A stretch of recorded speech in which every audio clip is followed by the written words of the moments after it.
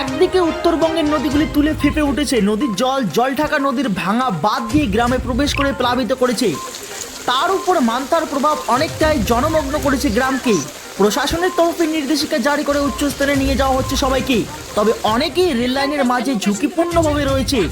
প্রশাসনের ব্যবস্থা নিয়ে ক্ষোভ রয়েছে, পাশাপাশি সকাল দুপুর রাতের খাবার না পাওয়া অভিযোগ উঠেছে। এইরকম খবর আপনাদের সঙ্গে সরাসরি তুলে ধরলাম। সোজা শব্দ সমুদ্রের সঙ্গে ধূপগুড়ি কাছে আমি আপনাদের সঙ্গে রয়েছি এবং তারা সারা রাত ঘুমোতে পারেনি। আপনারা প্রত্যেকেই জানেন যে গত 5ই অক্টোবরের যে ভয়াবহ বন্যা, সেই বন্যায় কিন্তু কবলিত হয়েছিল এই ভোগলা। কি করে থাকবো, কি করে বাঁচবো?